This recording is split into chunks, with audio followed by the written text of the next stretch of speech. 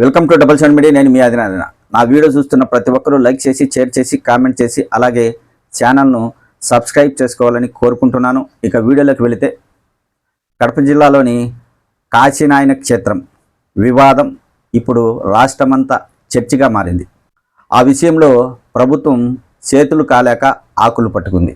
ఎందుకంటే గత కొన్ని రోజులుగా కాశీనాయన క్షేత్రం టైగర్ జోన్లో ఉందని సంబంధించిన నిర్వాహకులకు అటవీ శాఖ అధికారులు నోటీసులు జారీ చేశారు. అయితే అక్కడున్న భక్తులు, స్వామీజీలు కాశీనాయన క్షేత్రం ఎప్పటి నుంచే ఉంది, ఇది తొలగించడానికి వీలు లేదని అటవీ శాఖ అధికారులను కోరారు. అయితే అధికారులు ఏమాత్రం పట్టించుకోకుండా కాశీనాయన క్షేత్రంలోని సత్రాలను తొలగించడం జరిగింది.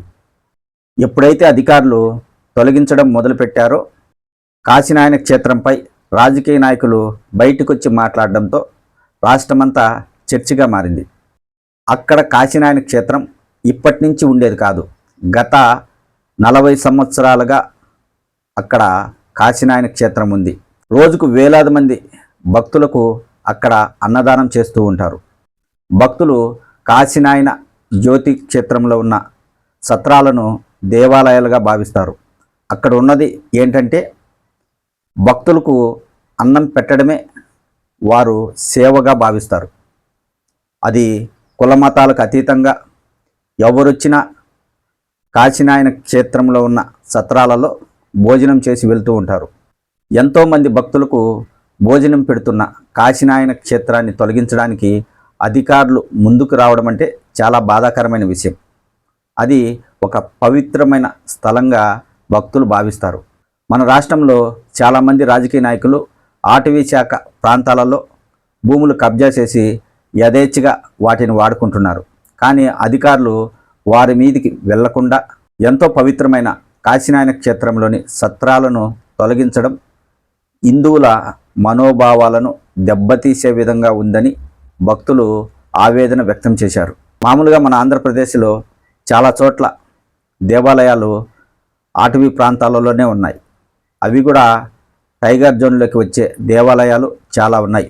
అయితే అక్కడ ఎక్కడా లేని నిబంధనలు కాశీనాయన జ్యోతి క్షేత్రానికి మాత్రమే ఎందుకు వర్తిస్తున్నాయి అని భక్తులు ప్రశ్నిస్తున్నారు.